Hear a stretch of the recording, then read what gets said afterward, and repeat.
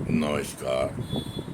मैं हूं doctor K V Rai, former adviser government of NCT of Delhi. आज से हम एक नई सीरीज शुरू करने लगे हैं वोमेन एम्पावरमेंट के बारे में। इसके अंतर्गत आज हम बात करेंगे एक sexual harassment of women eight work place prevention prohibition and redressal act 2013। 2013 में एक एक्ट पास किया गया जिसके अंतर्गत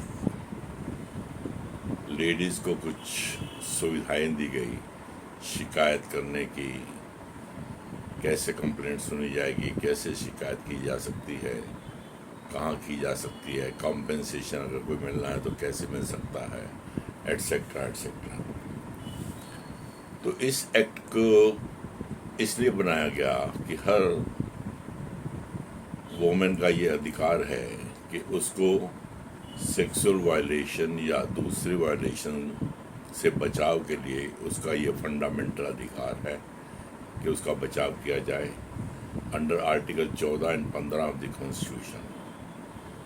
she has a right to life and to live with dignity, section 21 of the Constitution, and right to practice any profession or to carry out any occupation, trade, business with includes a right to the environment। तो इस प्रकार से स्त्रियों को ये हक है, fundamental right है कि वो कहीं भी काम कर सकें, सेफ्टी के अनुसार काम कर सकें और कोई भी प्रोफेशन चूज कर सकें और जो है विद डिग्निटी वर्क कर सके। वैसे हम देखें तो प्राचीन काल से हमारे कई स्क्रिप्चर्स भी बताते हैं कि वोमेन के ऊपर अत्याचार हर युग में होता आया है, परंतु इसका मतलब ये नहीं कि it should be continued process. Right to information act जो है, इसके तहत पता लगा कि बहुत सारी औरतों के साथ दुर्व्यवहार होता है, but they are unable to file complaints. Complaint करते हैं तो कोई रिजल्ट नहीं निकलता, डिस्करेजमेंट हो जाता है। तो इस प्रकार से मी टू कैंपेन अभी रिसेंटली जब स्टार्ट हुआ तो एक दफ़ा फिर से वोमेन जागरूक हुई और उन्होंने पुनः इस नए एक्ट के अंतर्गत कंप्लेंट्स दायर करनी शुरू की और इसमें बड़े बड़े वीआईपीज़ के नाम भी आ गए सामने जिनको दंडित करने के लिए प्रोसिक्यूशन चल रहा है। तो ह्यूमन राइट वायलेशन होने के कारण से यूएनओ भी इसके बारे में बहुत कंसर्न है और वो खुद एडमिट करते हैं कि उनके यहाँ भी सेक्सुअल वायलेशन के केसेस बहुत ज़्यादा हैं। सेक्सुअल वायलेशन से सबसे बड़ी प्रॉब्लम है कि the women is under trauma of sexual harassment, undesired, unsolicited, unexpected attack जब उन पे हो जाता है तो it loses women's dignity and it amounts to sexual violation. अचानक कोई भी कर्मचारी या अधिकारी उस पर अटैक कर देता ऑफिस के अंदर या अनएक्सपेक्टेडली उसके साथ मिसबिहेव करता है तो इट हर्ट्स हर डिग्निटी। और ये जो है साइकोलॉजिकल, इमोशनल और फिजिकल उसके ऊपर इम्पेक्ट पड़ता है, जिसके साथ उसका सोशल उठना बैठना उसमें प्रॉब्लम्स आती हैं। She loses confidence in work और ना तो वो शिकायत करने की हिम्मत करती हैं बिकॉज ऑफ सर्टेन रीज़न। सबसे पहला तो सोशल स्टिग्मा लग जाता है कि इसके साथ दुर्व्यवहार हुआ था। किसने दुर्व्यवहार किया उसके ऊपर सोशल स्टिग्मा नहीं है, परंतु जिसके साथ हुआ उसके ऊपर ये सोशल स्टिग्मा बन जाता है। तो इस प्रकार से अगर वो शिकायत करती भी हैं तो नॉर्मली इन शिकायतों को इग्नोर करने का प्रयास किया जाता है, अकोमोडेट करने के लिए उनको जो है रिक्वेस्ट की जाती है and it can encourages people to indulge in sexual violations. अधिकारी लोग अपना हक समझते हैं अपने स्टाफ के साथ मिसबिहेव करना, उनके साथ उनको छूना, उनके साथ दुर्व्यवहार करना इत्यादि इत्यादि। सो इन चीज़ों को बीट आउट करने के लिए 2013 के अंदर एक नया एक्ट लाया गया जिसको कहते हैं the sexual harassment of women at work place bracket prevention prohibition and redressal bracket बंद एक्ट 2013। इस एक्ट के अंतर्गत कोई भी वुमेन किसी भी उम्र की हो, अगर किसी भी ऑफिस में काम करती है, घरेलू काम करती है, डोमेस्टिक काम करती है, प्राइवेट कंसर्न में काम करती है, सरकारी कंसर्न में काम करती है, हर जगह पे जहाँ भी वो काम के लिए जाती है, सेवाएं देती है, वहाँ अगर उसके साथ मिसबिहेव होता है, उसके साथ सेक्सुअल हरासमेंट होता है, उसको प्रलोभन देकर अट्रैक्ट करने का प्रयास होता है या डिमोरलाइज किया जाता है या उसके काम को सराहा नहीं जाता क्योंकि वो उसके साथ उनके साथ घुल मिल नहीं पा रही, तो ऐसी सब चीज़ों को लुक आफ्टर करने के लिए, कर्टेल करने के लिए इस एक्ट को बनाया गया है। डेफिनेशन ऑफ सेक्सुअल हरासमेंट के अंदर है फिजिकल कांटेक्ट एंड एडवांसेस। कोई भी कर्मचारी या अधिकारी उनसे टच करे या फिजिकल एडवांसेस करे तो ये उसमें कवर हो जाता है। डिमांड ऑफ सेक्सुअल फेवर्स, उच्च अधिकारी भी है इस डिमांड से नहीं चूकते। मैंने बड़े बड़े अधिकारियों को देखा जिन्होंने छोटे से छोटे कर्मचारी को भी हरास करने का प्रयास किया। उनको जल्दी आना है, जल्दी जाना है, शॉर्ट लीव चाहिए, हर काम के लिए प्रलोभन दिया जाता है। मेकिंग सेक्सुअली कलर्ड रिमार्क्स, ऐसी बात करना जिससे डबल मीनिंग निकलता हो, सेक्सुअल इम्पैक्ट पड़ता हो उस बात का।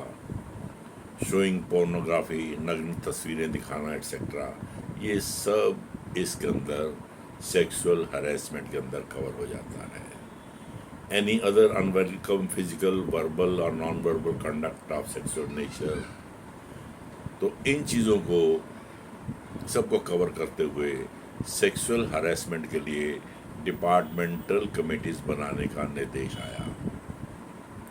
जहाँ भी 10 से ज़्यादा एम्प्लॉइज़ हैं वहाँ पर डिपार्टमेंटल कमेटीज़ बनेगी जो इनकी द्वारा पेश की गई शिकायतों को सुनेगी। और इसको इस एक्ट के अंदर एक नॉन कॉग्निजेबल ऑफेंस माना गया, जबकि कॉग्निजेबल ऑफेंस के लिए अगर कोई बात करनी हो तो आईपीसी के अंतर्गत उनके लिए प्रावधान खुले हैं।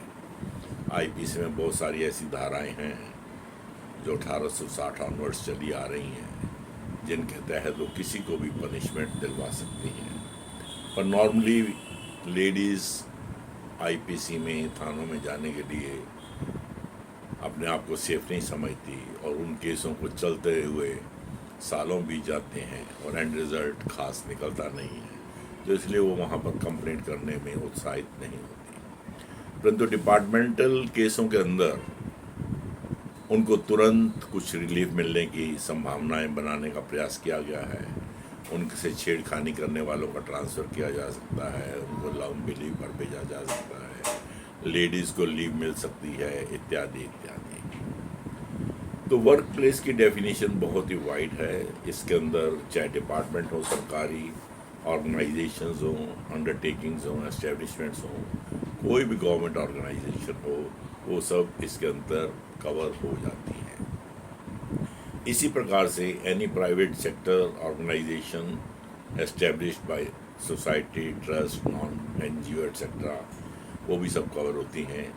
एजुकेशनल इंस्टीट्यूशन हैं, एंटरटेनमेंट के इंस्टीट्यूशन हैं, इंडस्ट्रीज़ हैं, हेल्थ सर्विसेज हैं, रिलीजियस प्लेसेस हैं, हॉस्पिटल्स, नर्सिंग होम्स हैं, स्पोर्ट्स इंस्टीट्यूट हैं।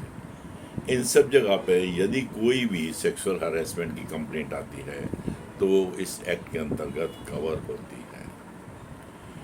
घरों के अंदर जो लेडीज़ काम करने आती हैं, यदि उनके साथ भी कोई मिसबिहेव करता है तो ये घर के मालिक की जिम्मेदारी है और he can be held accountable under this act.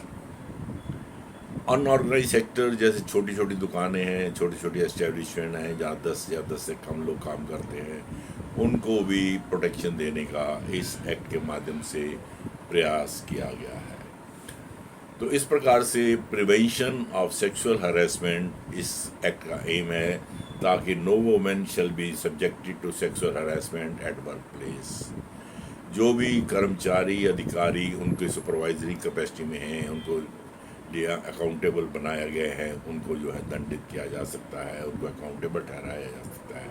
और ये उनकी ड्यूटी बनती है कि वो इन सेक्सुअल हरासमेंट के केसों को आराम से तवज्जो दें और इनको मिसबिहेवियर से बचाने का प्रयास करें। मिसबिहेवियर किसी भी वोमेन से हो सकता है, बच्चे से हो सकता है, लड़की से हो सकता है। तो ये सब चीज़ें इसके अंदर कवर हो जाती हैं। मिसबिहेवियर में अगर कोई प्रोत्साहन इलीगली देता है कि मैं आपके ये बेनिफिट पहुंचा दूंगा, आपको प्रॉमिस देता हूँ, आपको प्रमोशन दिलवा दूंगा, ऐसी चीज़ें भी कवर होती हैं। या उनको थ्रेट देते हैं कि अगर तुमने ये बात ना मानी तो मैं आपको नौकरी से निकलवा दूंगा, आपकी तनख्वाह कम हो जाएगी, ये हो जाएगा, वो हो जाएगा। तो इस प्रकार की थ्रेट्स को भी अवॉइड करने का प्रयास करने का इसमें प्रावधान है। Threat about her present and future employment, नौकरी से निकालने की धमकी, फ्यूचर में तुम्हें कहीं नौकरी नहीं मिलेगी, ऐसी धमकियाँ देना, ये सारी चीज़ें भी इसके अंतर्गत कवर हो जाती हैं।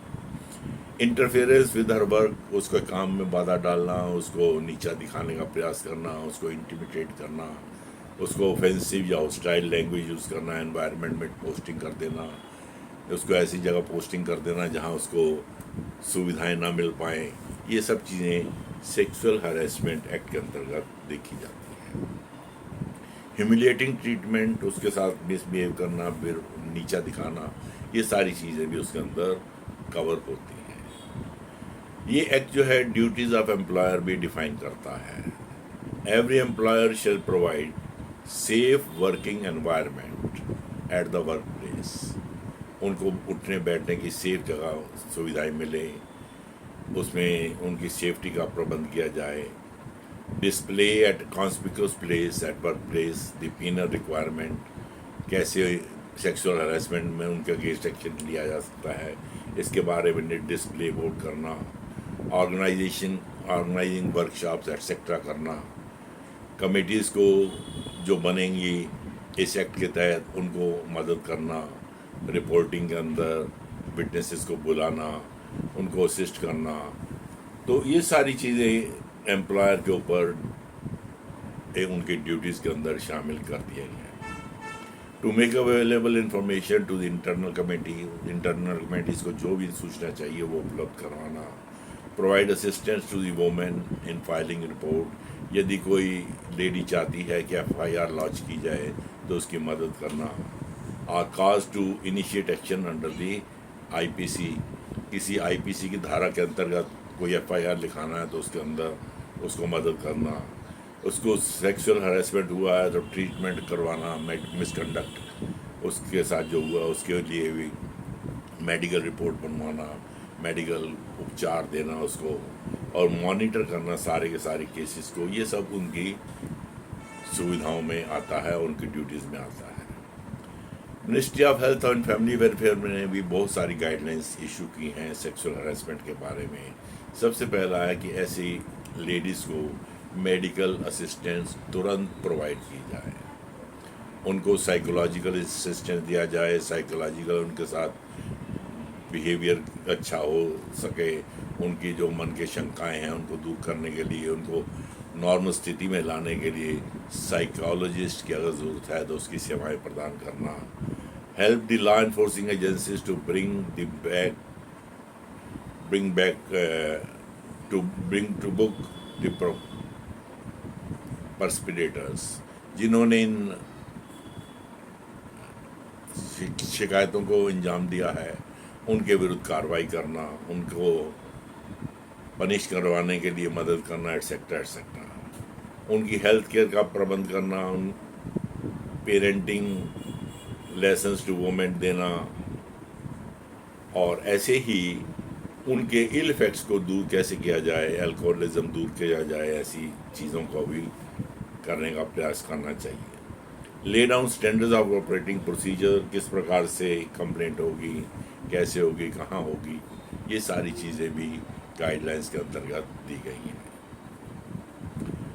अब हमारा जो नया एक्ट है 2013 का, वो कहता है कि दो प्रकार की कमेटीज बनाने का इसमें प्रावधान है। एक इंटरनल कंप्लेंट कमेटी, जो भी दफ्तर सरकारी ऑर्गेनाइजेशन के पैटर्न पर चलते हैं जहाँ 10 से ज़्यादा एम्प्लॉयज़ हैं, वहाँ पर एक इंटरनल कंप्लेंट्स कमेटी बनाने का प्रावधान है, जिसकी एक प्रिजाइडिंग ऑफिसर होगी and she will be an officer of senior level. इस कमेटी में not less than 2 members employees association के होंगे, 1 मेंबर फ्रॉम एनजीओ होगा जो कि सोशल वर्कर होगा, and 1 half the total members shall be nominated from women. So women dominated ये committee बनाने का प्रयास किया गया है ताकि इसके अंदर कोई जो है लेडीज़ अपना आराम से शिकायत कर सके, उनकी शिकायत की सुनवाई हो सके, इसमें कोई बाधाएं ना आए। ये कमेटी नॉर्मली 3 साल के लिए काम करेगी और इसके मेंबर्स को जो भी टीएडीए अलाउंसेस वगैरह देना है उसके लिए भी प्रावधान किया गया है। और ये स्पष्ट किया गया है कि इसमें ऐसे अधिकारी ना लगाए जाएं जो टेंटेड हों। वो खुद ही अगर टेंटेड हैं, उनका अगेंस्ट सेक्सुअल हरासमेंट की कंप्लेंट है, करप्शन की कंप्लेंट है, तो ऐसे अधिकारियों से कुछ निष्कर्ष निकलने वाला नहीं है। इसी प्रकार से डिस्ट्रिक्ट लेवल पर एक लोकल कंप्लेंट कमेटी बनाने का भी प्रावधान किया गया है, जिसको डिस्ट्रिक्ट ऑफिसर बनाएगा and he will shell designate 1 nodal officer. यहाँ पे डिस्ट्रिक्ट ऑफिसर नॉर्मली डीसीस को माना जाता है और वो जो है एक उच्च लेवल की कमेटी बनाएंगे जिसकी जुरिस्डिक्शन उस एरिया के पूरे लोकल एरिया के अंदर होगी। कोई भी लेडी अगर शिकायत करना चाहे तो उनके पास डायरेक्टली कंप्लेंट कर सकती है या अपने एम्प्लॉयर के माध्यम से भी जा सकती है। इसका भी एक चेयरमैन होगा जो एमिनेंट वुमेन होगी in the field of social welfare, social work etcetera and committed worker होगी। एक मेंबर इसका ब्लॉक, तालुका, तहसील लेवल से भी होगा। 2 मेंबर्स जो हैं एनजीओज के होंगे या एसोसिएशंस के होंगे, एम्प्लॉयज़ एसोसिएशन वगैरह के होंगे, और इसमें भी एससी, एसटी, ओबीसी का भी नॉमिनी होगा। तो इस प्रकार से कमिटीज़ जो हैं दोनों, इनके पास इंक्वायरी करने के या करवाने के प्रावधान हैं, उनको मदद करने के प्रावधान हैं, उनको असिस्टेंस देने के प्रावधान हैं, उनको हर जगह पे जहाँ भी ज़रूरत पड़ेगी वहाँ पर सुविधाएं देने के लिए कमेटी भी बाध्य हैं और इंक्वायरी वगैरह करने के लिए भी ये बाध्य हैं। इनकी इंक्वायरी रिपोर्ट के ऊपर समयबद्ध तरीके से एक्शन लेने का भी प्रावधान किया गया। देन एक्ट प्रोवाइड करता है कि कुछ ग्रांट इन कमेटीज़ के लिए दी जाए ताकि इनको टीएडीए या जो भी एक्सपेंडिचर होना है उसको मीट आउट कर सकें और वो ऑडिटेबल होगा। Duties and power of the district officer होगा कि he will monitor time to time submission of reports, जो भी लोकल कमेटी रिपोर्ट देगी उनको मॉनिटर करेगा। Take such measures as may be necessary for engaging non government organisation, awareness program करने के लिए प्रबंध करेगा और सेक्सुअल हरासमेंट कैसे रोकी जा सकती है इनके ऊपर भी काम करेगा। कंप्लेंट ऑफ सेक्सुअल हरासमेंट जो है वो कोई भी लेडी कर सकती है इन राइटिंग और with in 3 months of the incident उसको ये कंप्लेंट करना होगा। और ये कंप्लेंट जो है अगर वो 3 महीने के बाद करती है तो भी सुनवाई हो सकती है, परंतु 3 महीने के अंदर अंदर कंप्लेंट करना आवश्यक है। इसके बाद उस कमेटी का पूरे रीजनेबल असिस्टेंस प्रोवाइड करना, इंटरनल कमेटी की रिपोर्ट्स को ऊपर काम करना, लोकल कमेटीज़ के ऊपर काम करना, रिकॉर्डिंग ऑफ एविडेंस करना, उनको सम्मन करना, रिपोर्ट्स बनाना, उनको जो है अन्य सुविधाएं प्रदान करना, ये सब इन कमेटीज़ को डिपार्टमेंट देगा या जो सुविधाएं हैं लोकल ऑफिसर एडमिनिस्ट्रेशन प्रोवाइड करेगा। यदि लेडी खुद कंप्लेंट करने में सक्षम नहीं है, बीमार है, कोई और प्रॉब्लम आ गया है या उसकी डेथ हो गई है, तो उसके लीगल हेयर भी इसको परसू कर सकते हैं। एंड फाइलिंग ऑफ कंप्लेंट के लिए और भी कुछ प्रावधान हैं, जैसे कंप्लेंट राइटिंग में की जा सकती है, ऑनलाइन कंप्लेंट करने के लिए वुमेन कमीशन ने भी कुछ शी बॉक्स बना रखे हैं। वुमेन कमीशन की वेबसाइट पे चले जाओ, वहाँ शी बॉक्स बना हुआ है, उसके अंदर आप अपना नाम पता जो भी इंसिडेंट हुआ उसको दे दें और उसकी मॉनिटरिंग वगैरह वो वुमेन कमीशन भी करता है। 354A की धारा के अंतर्गत सेक्सुअल हरासमेंट की कंप्लेंट्स की जा सकती हैं। कंप्यूटर रिलेटेड जो आईटी रिलेटेड कंप्लेंट्स हैं, जैसे व्हाट्सएप मैसेजेस के ऊपर किसी ने गलत मैसेज दे दिया, पोर्नोग्राफी फ़ोटो भेज दी या कुछ उसके साथ मिसबिहेव करने का प्रयास किया, उसको सेक्सुअली प्रेरित करने का प्रोत्साहित किया, तो इसकी कंप्लेंट आईटी एक्ट के अंतर्गत भी करने का प्रावधान है। देन ह्यूमन राइट एक्ट जो है वो भी लेडीज़ को इस मामले में प्रोटेक्शन देता है, और यदि लेडीज़ SC ST या OBC हैं तो they can file complaint directly with the commission of SC ST OBC also, और इनका इम्पैक्ट जो है बहुत स्ट्रांगली पड़ता है। कंसिलिएशन प्रोसीजर भी इसके अंदर दे रखा है। यदि लेडी चाहे तो she can reconcile with the person जिसके अगेंस्ट उसने कंप्लेंट की है, परंतु उसको कंपेल नहीं किया जा सकता कि आप कुछ कंपेंसेशन लेके इसके साथ रजामंदी कर लीजिए। It is the sweet will of the lady, अगर वो चाहे तो कंसिलिएशन के लिए तैयार हो जाए तो उसके लिए कंसिलिएटरी प्रोसीडिंग्स की जा सकती हैं और मामले को निपटाया जा सकता है। ऐसा प्रावधान भी इसके अंदर दे रखा है। और सेटलमेंट अगर हो जाता है then no further inquiry shall be conducted in such matters. परंतु इसका मतलब ये नहीं है कि उसके ऊपर प्रेशर डालकर कंपल्सरी उसको हरेस किया जाए और उसके साथ कहा उसकी नौकरी की थ्रेट है, ये है वो, ऐसा कुछ करके उससे अंडर ड्यूरेस कोई कंप्लेंट को निपटाने के लिए प्रेशर डाला जाए। इंक्वायरी इनटू कंप्लेंट बहुत ही समयबद्ध तरीके से करने का प्रावधान है। Proceed to make inquiry into the complaint in accordance with provision of the rules. जो भी सर्विस रूल्स आपको एप्लीकेबल हैं उनके अधीन इंक्वायरी की जा सकती है। CCS CCA rule government servant को लगते हैं, उनके अधीन की जा सकती है। IAS IPS अधिकारी जो है उनके विरुद्ध भी अगर कंप्लेंट आती है तो इसी तरीके से यही कमेटी उनको भी देखेंगी। For that purpose in committee की रिपोर्ट भी जो है वो मान्य मानी गई है। लोकल कमेटीज़ अगर चाहें तो सेक्शन 509 के अंतर्गत FIR भी करवा सकती हैं, उनकी मदद करवा सकती हैं। तो इस प्रकार से लोकल कमेटी हो या डिपार्टमेंटल कमेटी हो, इनको अपनी रिपोर्ट जो है एक समयबद्ध तरीके से देनी है और उनके ऊपर एक्शन भी जो होगा वो एक समयबद्ध तरीके से होने का प्रयास किया जाएगा।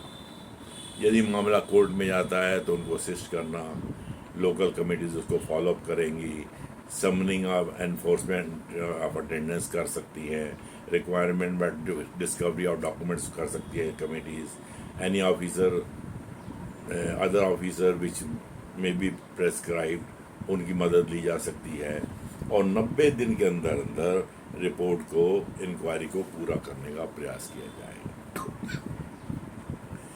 During the pendency of inquiry यदि लेडी चाहे तो she can proceed on long leave up to 3 month उसकी छुट्टी पे जा सकती है अगर वो परेशान है, मेंटली डिस्टर्ब है, और ये छुट्टी उसकी नॉर्मल छुट्टी में से नहीं काटी जाएगी। और अगर वो फील कर रही है डिस्टर्ब कि जिस सर ने अरेस्ट किया था, जिसके अगेंस्ट उसने कंप्लेंट किया है, उसकी प्रेजेंस उसको खर रही है या उससे वो डर रही है, दब रही है, तो उसका ट्रांसफ़र करने का भी प्रावधान है, उसको भी ट्रांसफ़र वहाँ से किया जा सकता है। जो भी लीव इसको दी जाएगी वो साधारण लीव के अलावा होगी, जो नॉर्मली प्रेस्क्राइब लीव सबको मिलते हैं उसके अतिरिक्त होगी और इसके लिए नहीं काटा जाएगा। परंतु यदि कोई मिस कंप्लेंट करती है तो उसके विरुद्ध भी कार्रवाई की जा सकती है। किसी व्यक्ति को हरास करने के लिए यदि कोई लेडी कंप्लेंट कर देती है, गलत बयानी कर देती है, तो उस लेडी के ऊपर भी उत्तरदायित्व है कि वो ऐसा ना करे। और किसी भी लेडी का जिसने कंप्लेंट की है नाम जो है प्रेस में या किसी अन्य माध्यम से लीक नहीं किया जाए। इंक्वायरी रिपोर्ट जो भी आएगी उसके ऊपर एक्शन भी समयबद्ध तरीके से करने का प्रावधान है और इंक्वायरी रिपोर्ट आते ही एम्प्लॉयर को दी जाएगी जो within 10 days of completion of the inquiry होगा। तो इस प्रकार से समयबद्ध तरीके से एक्शन लेने का प्रावधान इसके अंदर किया गया है। एलिगेशन अगर प्रूव हो जाते हैं तो उसके विरुद्ध डिसिप्लिनरी कार्रवाई की जा सकती है, उसको थ्रू कंपेंसेशन दिलवाया जा सकता है, मेंटल टॉर्चर के लिए कंपेंसेशन दिलवाया जा सकता है। तो कंपेंसेशन वगैरह दिलवाने का भी इसमें प्रावधान है। उसके वेजेस कट गए हैं, उसने मेडिकल ट्रीटमेंट पे जो खर्चा किया है, इन सबको दिलवाने के लिए भी आदेश पारित किए जा सकते हैं। तो the district officer shall act upon the recommendation with in 60 days. 2 महीने के अंदर अंदर इंक्वायरी रिपोर्ट के ऊपर एक्शन हो जाना चाहिए। और फॉल्स और मैलिशियस कंप्लेंट्स को अवॉइड करें लेडीज, अदरवाइज उनके विरुद्ध भी डिपार्टमेंटल एक्शन हो सकता है। इसी प्रकार से पब्लिसिटी ना दी जाए किसी के बारे में, किसी को बदनाम करने के उद्देश्य से, तो वो भी रोकने का प्रावधान इसके अंदर है। कंपेंसेशन डिटरमिन करते समय ये देखा जाता है कि उसका मेंटल ट्रॉमा होगा, पेन सफरिंग क्या हुई, उसको लॉस ऑफ कैरियर तो नहीं हो गया, मेडिकल एक्सपेंसेस उसके कितने हो गए, उसकी फाइनेंशियल स्टेटस अपना कितना है, feasibility of such payment of, उसकी हैविंग एन एजेस को आपने पनिशमेंट दे रहे हैं कंपेंसेशन देने के लिए, उसकी भी रिसोर्सेज को देखा जाएगा। तो इस प्रकार से इस एक्ट में बहुत ही प्रावधान हैं जिनके तहत आप लेडीज़ को काफ़ी राहत दे सकते हैं। सबसे बड़ी राहत तो यही है कि अगर कंप्लेंट जिसके अगेंस्ट हुई है उसको ट्रांसफ़र कर दिया जाए, इनको अगर छुट्टी की आवश्यकता हो तो छुट्टी दे दी जाए, रिकंसाइल करने के लिए अगर लेडी तैयार है तो रिकन्सिलिएशन का प्रावधान है, अगर वो नहीं चाहती तो इंक्वायरी करके पनिशमेंट दी जाए और उसको कंपेंसेशन जो बनता है वो दिलवाया जाए। और यदि लेडी चाहती है कि आईपीसी के अंतर्गत इसकी रिपोर्ट लिखी जाए तो उसमें उसकी मदद की जाए।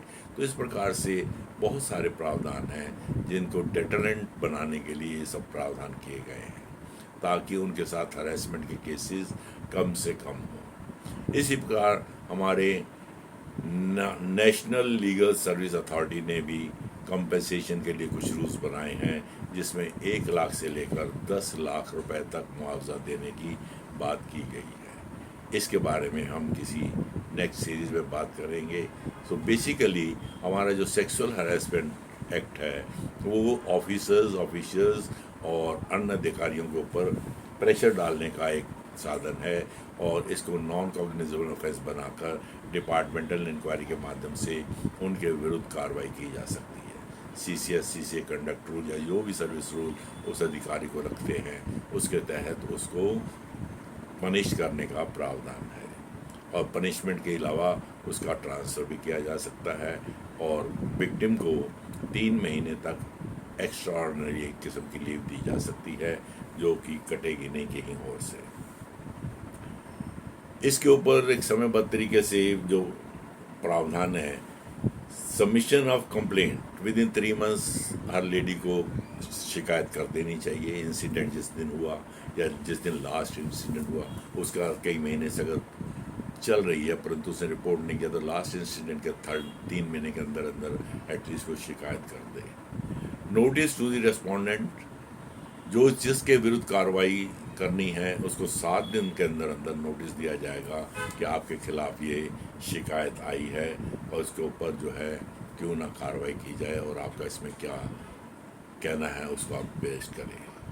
कंप्लीशन ऑफ इंक्वायरी रिपोर्ट 90 दिन के अंदर इसको कंप्लीट करने का प्रावधान है और उसके बाद 10 दिन के अंदर अंदर कंप्लीट होने के बाद रिपोर्ट जो है आप कॉम्पिटेंट अथॉरिटी को पेश कर देंगे और इसकी इम्प्लीमेंटेशन के लिए 2 महीने की अवधि है और यदि किसी ने अपील वगैरह में जाना है तो 90 दिन के अंदर अंदर अपील में भी जा सकता है।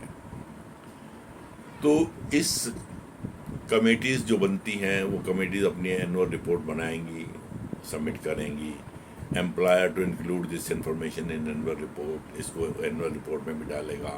Government to monitor implementation and maintain data, government इसके बारे में डाटा भी मेंटेन करेगी और इनकी मॉनिटरिंग भी देखेगी।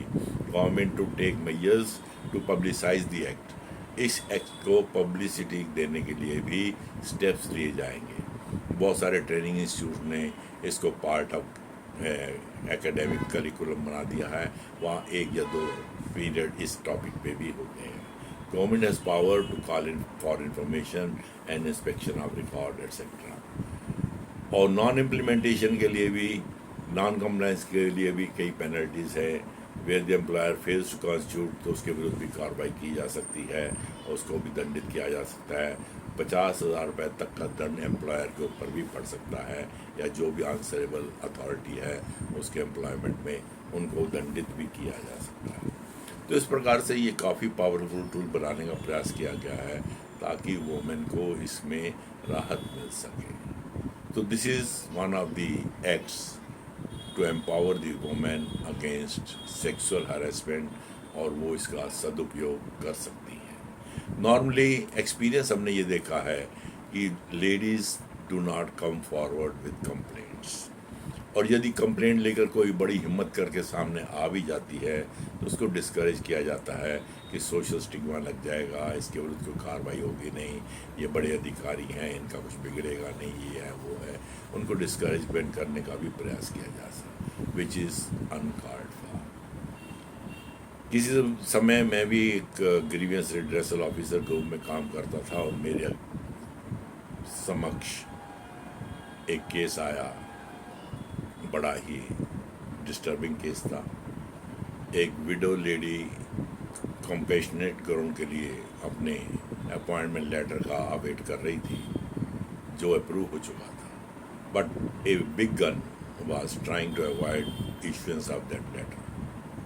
With the result she was afraid कि अब 6 महीने होने वाले हैं और मुझे हाउस जो है गवर्नमेंट का, इसका मार्केट रेंट देना पड़ेगा। अल्टीमेटली उसने अपना मन बनाया, शिकायत लेकर मेरे यहाँ आई, और मैंने उस शिकायत को चीफ सेक्रेटरी महोदय तक पहुँचाने का प्रयास किया। हालांकि कोई और अधिकारी होता तो वो शायद इतना दबंगई ना दिखाता, परंतु मैंने उसके सर्कमस्टांसिस को देखते हुए उस केस को with in 10-15 minutes chief secretary महोदय की नॉलेज में लाया, और 10-15 मिनट में ही ना केवल उसको वो लेटर इशू हो गया, बल्कि उस IAS अधिकारी का डिपार्टमेंट से ट्रांसफ़र भी कर दिया गया, and he was giving marching order in the room of the chief secretary itself. So यदि आप चाहें तो मदद बहुत कर सकते हैं, परंतु उसके लिए थोड़ा सा दमखम चाहिए, थोड़ा सा अपना ही जो है अपनी सेफ्टी को मत देखिए। As per rules and regulations यदि आपके ऊपर सामने ऐसे केस आते हैं तो उनमें कार्रवाई करने का प्रोत्साहन दिखाइए, और उनको प्रोत्साहित कीजिए कि वो कंप्लेंट लेकर आएँ। नॉर्मली छोटी छोटी कंप्लेंट्स हम रोज़ सुनते हैं, रोज़ देखते हैं। हमारी वर्क कल्चर ही कुछ ऐसी बन गई है दफ्तरों के अंदर। Ladies have become tolerant almost. They don't bring petty issues before the officers unless वो बहुत ज़्यादा डिस्टर्ब ना हो जाए। और एक किस्म का एटमॉस्फेयर ऐसा बन गया है, घुल मिल गया है, कि इन चीज़ों को कई दफ़ा इग्नोर कर दिया जाता है। This have become day to day routine, which is a disturbing factor, and because no action is taken, no complaint is made by the ladies, और उनके विरुद्ध कार्रवाई भी नहीं होती perpetrators के अगेंस्ट, तो this becomes a source of encouragement, and they keep on harassing newcomers and others। और जो बच्चे या लेडीज़ एडहॉक पर हैं, कॉन्ट्रैक्ट पर हैं, डेली वेजेस हैं, उनका तो बुरा ही हाल है। ऐसे बहुत सारे केस देखे, हर एक्सटेंशन के लिए they have to apply the officers। So this is most intolerable and needs to be tackled sternly। Thank you very much। अगले किसी कड़ी में और किसी सब्जेक्ट पर बात करेंगे।